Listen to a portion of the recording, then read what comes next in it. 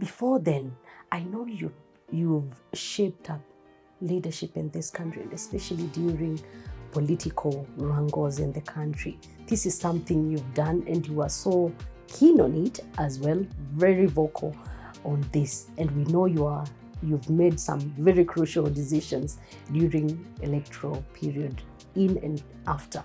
Can you take us through this? Because I know some of these presidents were your friends during that time. How did you balance this? Leadership has been an area of passion for a very long time, because as I served in Focus and observed leadership, during that time I also traveled around Africa and partly in other parts of the world.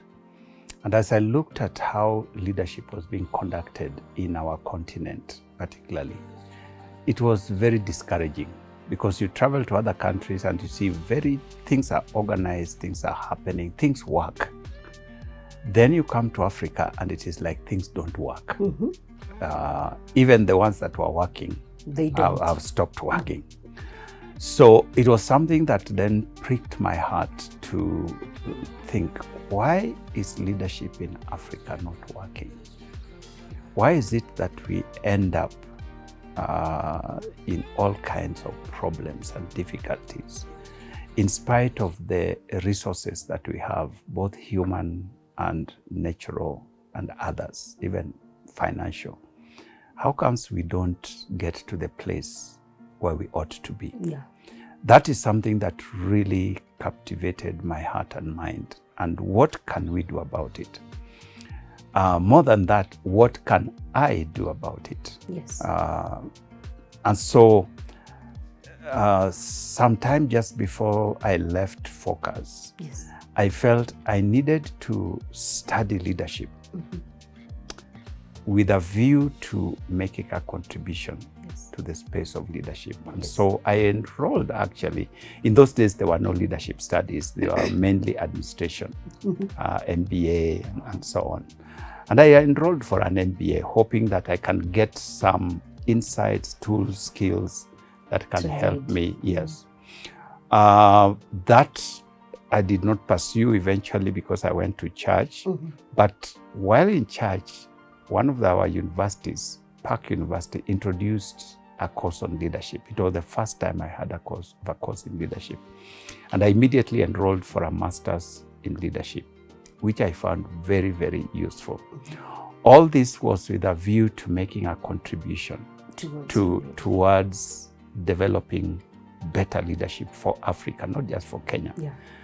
So that as a continent, we can get into the place where other nations are at.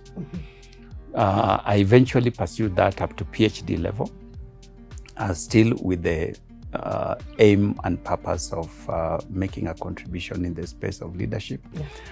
But in the meantime, I also prayed that God would give me opportunity to influence leadership in our country, in the smallest way possible.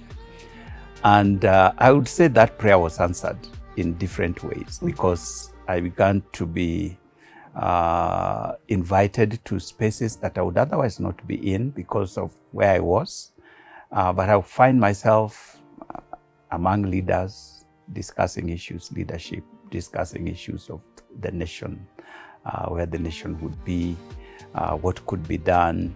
And when the constitution review process came up, I was not one of the delegates, but by God's divine design, I found myself as a delegate in Bomas. And that put me in touch with various leaders from different sectors, and particularly political leaders. So that was the beginning of my interaction with politicians. I was not a bishop. I was a pastor, and a small one at that. But here I was interacting with all these politicians, political leaders from across the political divide.